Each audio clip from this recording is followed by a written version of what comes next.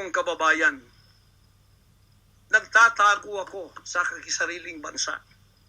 Sariling mga compound namin na pinaghirapan. Hanggang kami na ako saan nagpapalimos. Pero yung amin pong sinusulisit, tingnan ninyo ang humanitarian na ginagawa namin. Ni 5 wala kaming ninanakaw.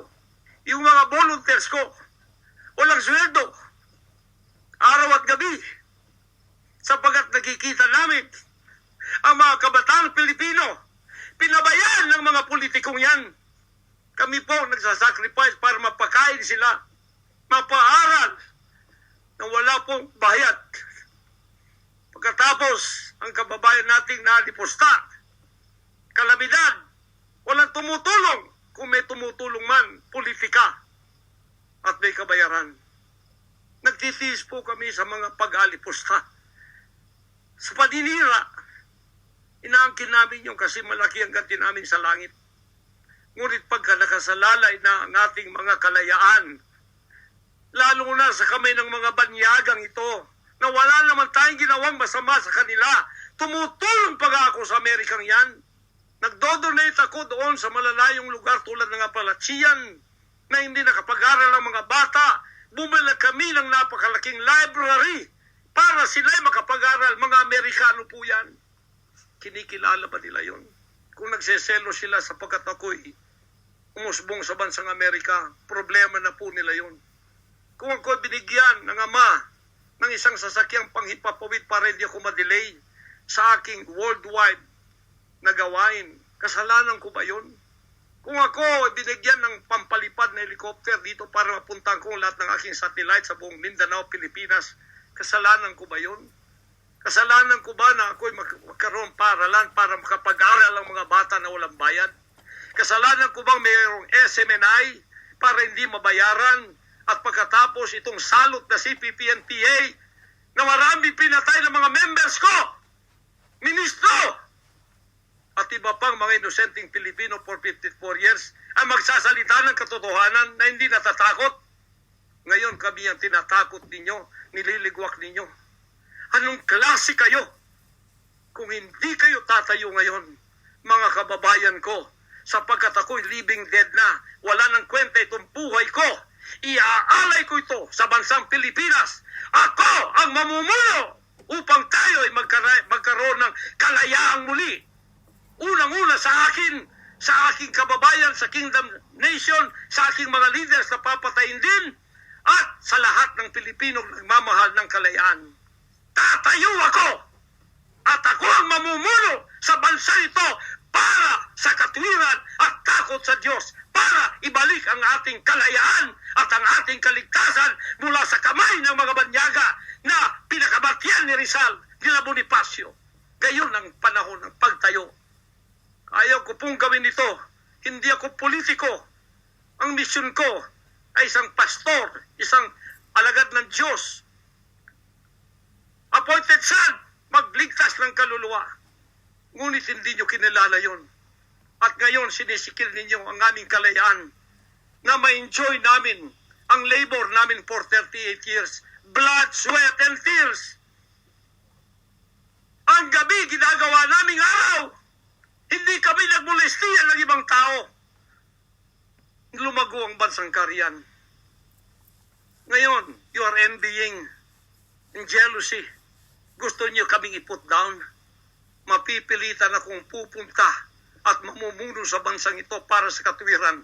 Sasabihin ko sa inyo, pag ito'y kalooban ng Diyos, gagawin ko. Ngayon din, sapagkat ang buhay ko ay wala ng kwenta. Papatayin din naman nila ako. Ngayon tatayo na ako para sa kalayan nating lahat.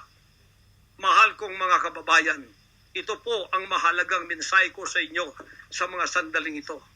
Hindi ko po uurungan ang sinumang gumagapi sa bansa ko at sa aking kalayaan na ako mismo nagtatago sa aking sariling bansa within 74 years.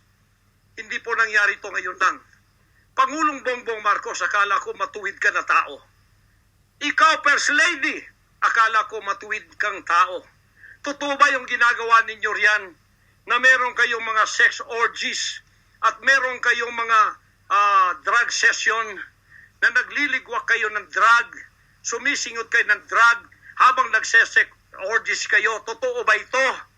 Totoo bang kayo ay may mga session ng nagarkila kayo ng mga voodoo expert from Africa, pagkatapos mga witchcraft sa India, at ang inyong session Martes, at pagkatapos Biyernes dyan sa Malacanang upang inyong aswagin, i-witchcraft ako, Vice President Sara, at Pangulong Digong, at ang lahat ng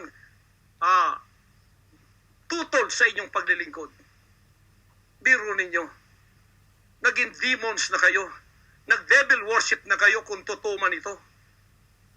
Nag-devil worship na kayo kung totoo man ito. Para lang kayo ay manatili sa kapangyarihan, para lang kayo ay humawak ng aming pera, hindi ninyo pinaghirapan.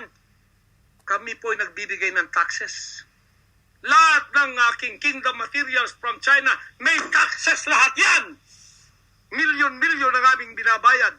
Ngayon, ginagawa pa ninyo sa amin ito? Matuwid ba kayo? President Bongbong Marcos, Lisa Marcos, makinig kayo.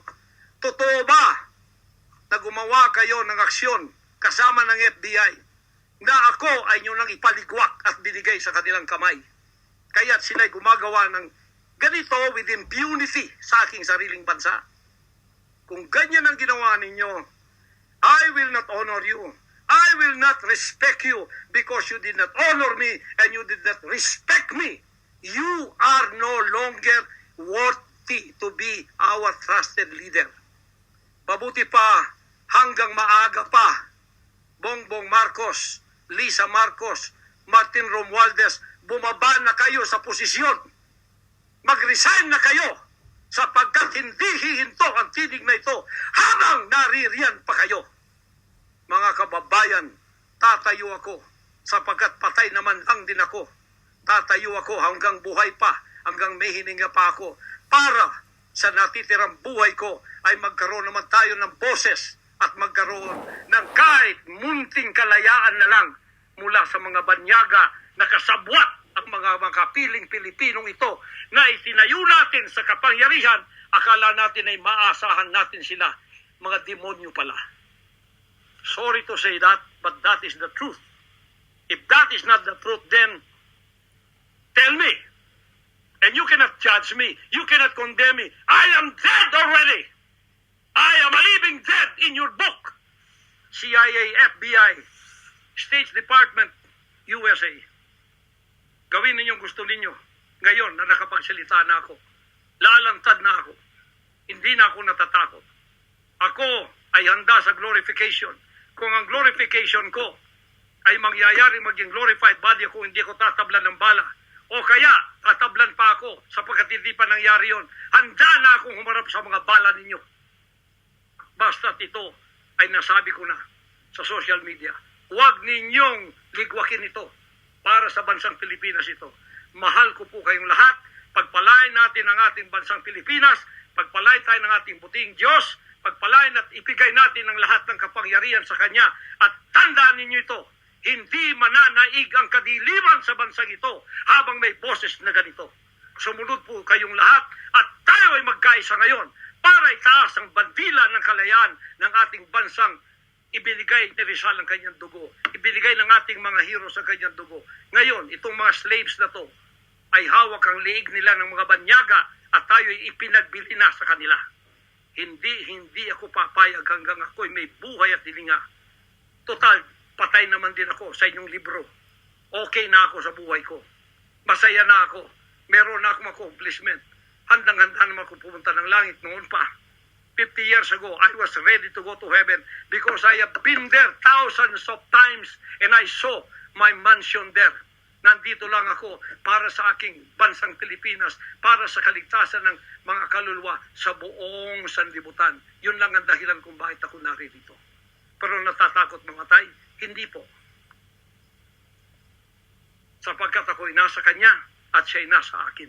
Ano man ang mangyayari sa akin tulad ng aking amang si Jesus Christ, ipinako sa krus, ay handa po akong mag-alay na aking buhay sa isang worthy cause na sinasabi ko dito. Magandang gabi po, magandang araw sa inyong lahat. Hanggang dito lang, pagpalain tayo ng ating dakilang Ama. Sa Kanya lahat ang kapurihan at ang kapasalamatan at ang kaharian magpakailanman ay mananaig dito sa ating bansa at sa buong sanlibutan. To God, our Jesus Christ, be the glory forever. Amen.